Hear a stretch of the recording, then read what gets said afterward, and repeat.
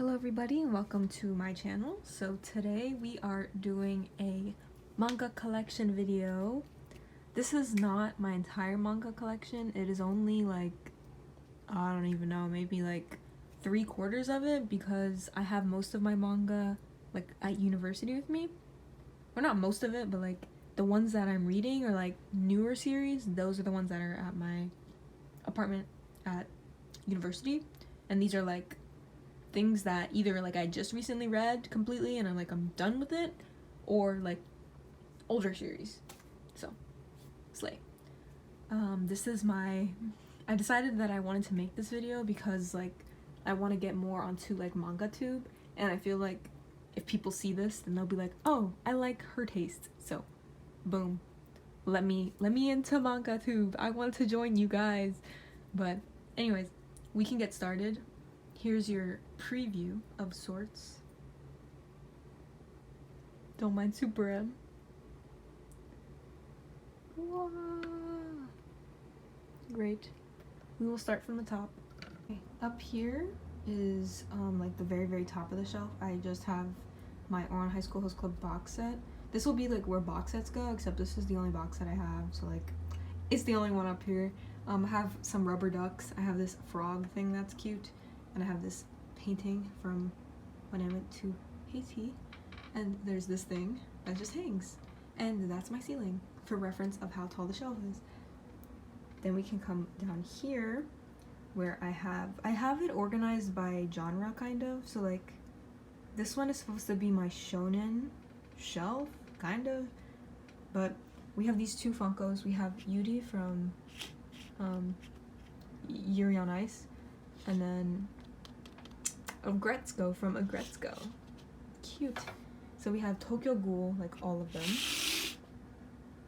These are beautiful. I love the covers on these.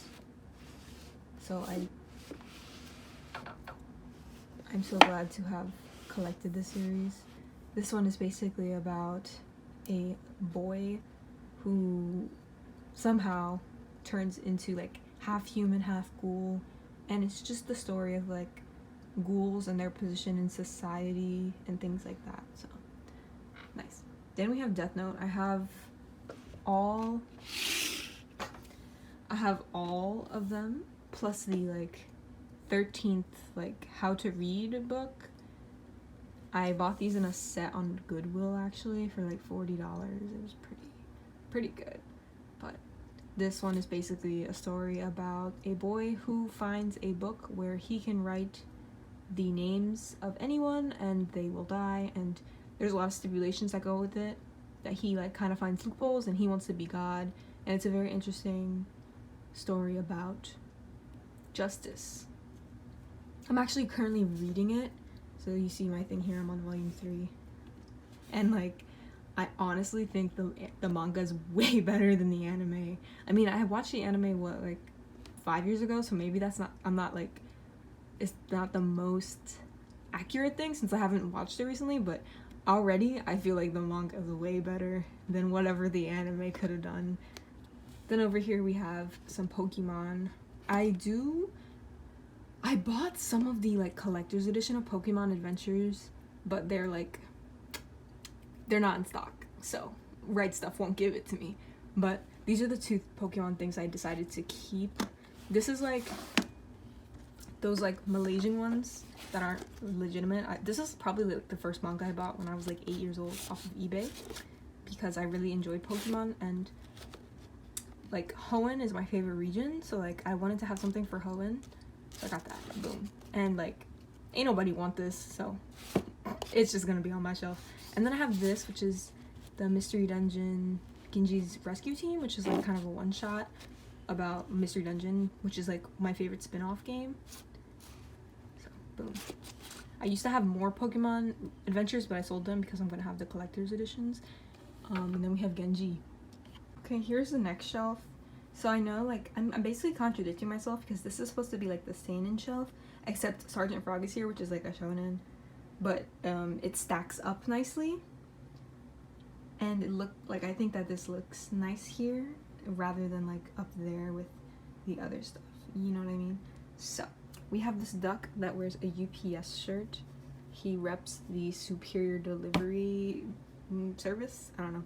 Then we have these things. So we have a Flareon figure, Whooper, this Littlest Pet Shop. This is like the only Littlest Pet Shop I have from my childhood. And then we have these Animal Crossing amiibos. So cute. They can go in the corner. Nice. Okay. On the shelf we have My Lesbian Experience with Loneliness, which I actually haven't read. I started reading it, but it was like hitting a little too close to home, so like I just stopped. I wasn't ready for all that. It's kind of like Goodnight Poon Poon. I have Goodnight Poon Poon at my apartment. I haven't started. I'm not ready. You know what I'm saying? So anyways, we have Sergeant Frog. I'm missing 13 and 14, and that's it. Otherwise, I have everything. This is like one of the first anime I ever watched, so I really like wanted to have all of the manga. And then I just have 21 on display, not for any particular reason. It's just that it's the last one, so I was like, let me put it here. But once I should take a look at all the covers and decide which one's my favorite to put here. So, anyways, then we have Chobits, which like I guess here's where the seinen stuff starts. So we have Chobits, which is I guess I didn't tell you what Sergeant Frog is about. Sergeant Frog is about these alien frogs who come to take over the world, except like they're really bad at it, and it's just their antics because they end up finding humans, and then they're like, damn, I kind of like my human. And yeah, that's the whole thing. It's kind of a comedy, more like episodic kind of. That's how the anime is. So I haven't actually read very much of this because I wanted to have all of it before I started. So I wonder if I'll enjoy this more than the anime, kind of like how I did Death Note. And there's another series that's on the shelf that I enjoy more than the anime. Actually, I enjoyed this more than the anime. But it's been a long time since I read this. Chobits. We have a boy. Oh, you know what? He's not on the cover because he's like not important. Basically, this is like a world where like these things. This is like a computer system, and there's like a lot of them, and you can buy them, and like computers slay. He's like kind of a poor guy, so he comes across one that is actually in the trash. He comes across one that's in the trash, and then he like boots it up, and it's like it has like a clean slate, and he learns about it, and it's a really interesting story about like robots and like their position in society in the future. I really recommend this. I don't see this on a lot of people's shelves. I know that they have like a special edition that's like hardcover now, and like I had deeply considered swapping mine out for it, but I think I need to read it again to make sure that I like it enough to do that. Then we have Welcome to the NHK, which is like a relatively recent thing to add to my shelf. This is basically about a guy who's like in his 20s, who's like college dropout. He becomes like a hikikomori and doesn't leave his house. And it's basically a story about him and like self-discovery. There's also a girl who is self-proclaimed to be like an angel that's gonna help him, but you know, it's a story about her and him and his roommate who's also kind of a weirdo. It's a very like comedy but also like drama, and it tackles a lot of heavy topics. And yeah, I guess it is mentioned like Tokyo Pop calls it a comedy. Okay, so here's where the shelves actually, like, the genre makes sense. So this is my Shoujo Shelf, and it is like my magical girl Shoujo Shelf. So we have Tokyo Mew Mew, which is a story about this girl who is infused with cat DNA, and she wants to fight to save the world from the aliens who think that humans are destroying it with global warming. Very relevant. They're making a reboot for it very soon. It comes out in July, so y'all should check it out. But also, like, if it goes bad, don't blame me, you know what I'm saying? Because reboots are very... You never know. Next, we have Mermaid Melody. Or, I guess... I call it Mermaid Melody, but I guess Peachy Peachy Peach is its, like... the first name, and this is like the surname. But this is basically about mermaids. They're like the mermaid princesses of the 7 seas, and they like come to Earth. I don't really remember why they come to Earth, but they're there, and they have to fight the evil, how you call it? Evil, sea creatures with their singing idol powers. Yeah. If you couldn't tell, most of these are very, like, childish, but, like, I have a lot of nostalgic value for them, and that is why they stay here. Next, we have Sugar Sugar Rune, which is a story about 2 witches who, basically, they had to come to the human world and compete with, like, trying to make boys fall in love with them to become the queen of the witch world. But there's other interesting details. I would say that this one, out of all these, is probably my favorite. Like, one that, like, passes the nostalgia goggles. I really enjoyed this one. And then we have Codename Sailor V, which is, like, the kind of like a prequel to Sailor Moon, but, like, not? I don't know. I have all of Sailor Moon, but that one is at my apartment. I would say Sailor Moon is also, like, a top tier one for me. Then we have Shugukata, which I can't lie, she might be kicked off the shelf soon. I need to reread it and, like, see if I still love it. But basically it's about this girl who, she's in elementary school, and, like, everyone sees her as this, like, super cool, stylish girl. Like, I mean, look at her, she's cool. She got pink hair. What else can you say? And these egg things are, like, the personification of your real self. But she has, like, 3 of them. So, everyone else has 1. And that's all I remember. I actually don't know what, like, the conflict is in the story. I just know that that is that. Boom. Then we have Cardcaptor Sakura, which is by the same person who made, well, not person, but people who made Chobits. So, it is about this girl named Sakura who discovers a book of cards in her basement, and she unleashes the cards, and then she has to go on a mission to collect them back. She wasn't supposed to open the box. I really enjoy this one. I haven't collected, well, actually, the only thing on the shelf that is complete is Tokyo Mew Mew. I mean, Sailor Moon is also complete, but Cardcaptor Sakura is, like, the most complete besides Tokyo Mew Mew and Sailor Moon. So, this is my Shoujo Magical Girl shelf. We can go down to the last shelf. Okay, this is the last shelf on my bookshelf that is here. We have these 2 empty pop boxes for Yuri and Gretzko. I kind of want to use them to double stack in the future. Like, I had this big plan. It was like, yeah, I'm gonna double stack, it's gonna be great. Ain't nothing to double stack. I'm a double stack for what? So that I can condense it into 2 shelves? That's dumb.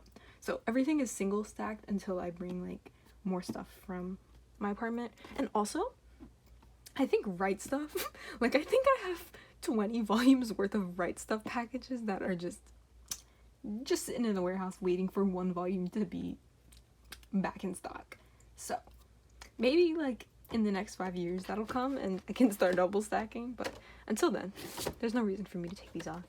Another reason I have them here is to keep it propped up. But this is my shoujo, kind of, I mean, Nana, like, I don't know what you count Nana. I guess technically it's shoujo, but, like, this is the shoujo that's not magical girl. But I feel like Full Moon, like, if push comes to shove, I'll move Full Moon here, because I feel like it has magical girl elements. I'm talking too much.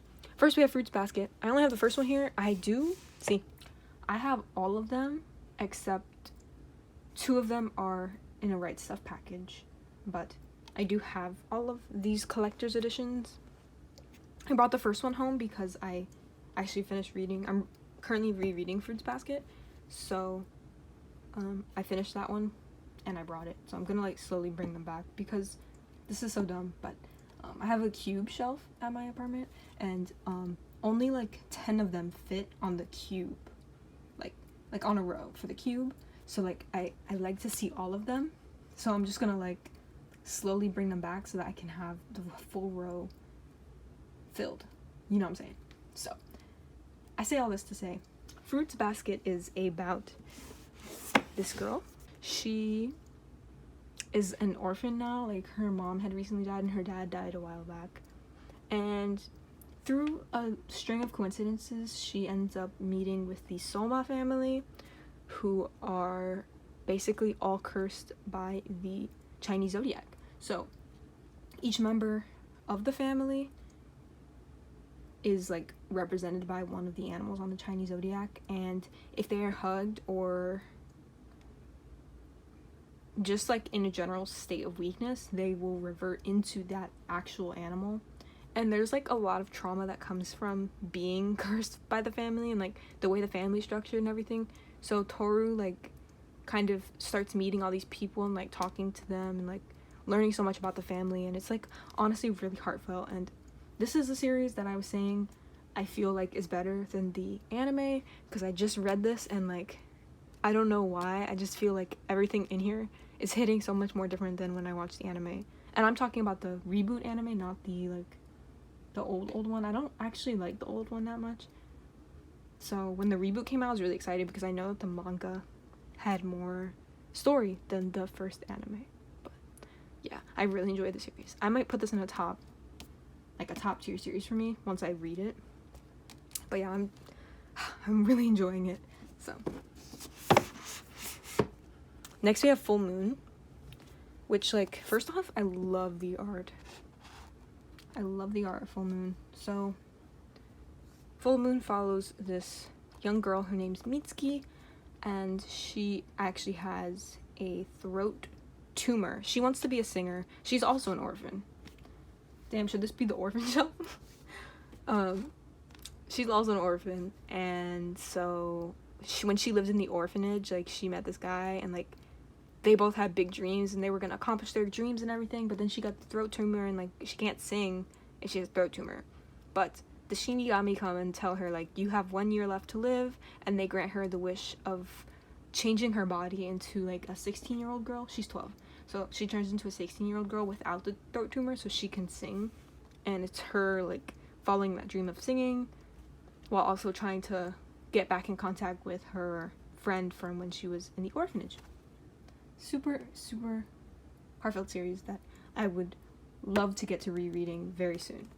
Then we have Nana. I only have some of them since like the reprint is currently going on, and I haven't read it. I just watched the anime and I like absolutely adore the anime. So Nana follows these two girls who are named Nana that meet on the bus coincidentally, and they end up moving in together. One of them's a rock star, the other one's just like kind of boy crazy, and it's just them following their dreams. And it's a very heartfelt series for the young adult audience. So I have number 1, 3, and 21. I have 4 and 5. Guess what? In a Right Stuff package. So hopefully I'll see those at some point. And as I see other manga tubers pick up the reprint, that's when I start buying them, because I don't want to give them my money immediately. But yeah, so then I have Chibi Vampire, which is like something I recently read. I'm missing volumes 9, 10, and 13. And this one follows our main lead, Karin, who is a vampire, except like she's not a traditional vampire. She's actually, instead of sucking blood, she actually like produces too much blood, so she gives it. And it's like kind of like every month she has this ability of giving it, and she also like doesn't have to be awake at night. Like she can stand the sun and all those things. So she basically lives life as a human, and she just excretes blood sometimes. But there's one guy who joins her school that makes her blood increase, and she never understood why. And it's just her and her wacky little family, and they're doing wacky little antics. And it honestly is incredible. It's way better than I thought it was gonna be. I bought it. I had volume 1, and then I was like, I'm gonna read volume 1 and see if I like it, and then I'll buy more. I read it and I was like, this is good, like I'm gonna buy more. I read the whole thing and it's so good. Like underrated. You guys should totally check it out if you like a good little comedic romance type of thing. It's excellent. I'm impressed. I would say that this one is also better than the anime because they have a different ending, and this ending makes more sense. Not the ending, I can't say the ending makes sense, but like the steps we take to the ending make more sense to me. So that is the end of my manga shelf tour for this time. I'm sorry that I wasn't able to include my other stuff, but I just felt like the other stuff gets featured on the channel way more frequently than this stuff does, since this stuff is like at home. So stay tuned to see more manga stuff in my other videos, and also in approximately a year my collections will be back together and I will do a full in-depth shelf tour then, and maybe I can actually implement double stacking because I'll have enough to double stack. But leave a like if you enjoy any of these series as well, and comment down below if there's anything in my collection that you would like to implement into yours, because I know a lot of things on here are quite like older, so I'm really interested to know if there's anything that you would want. And yeah, thank you for watching.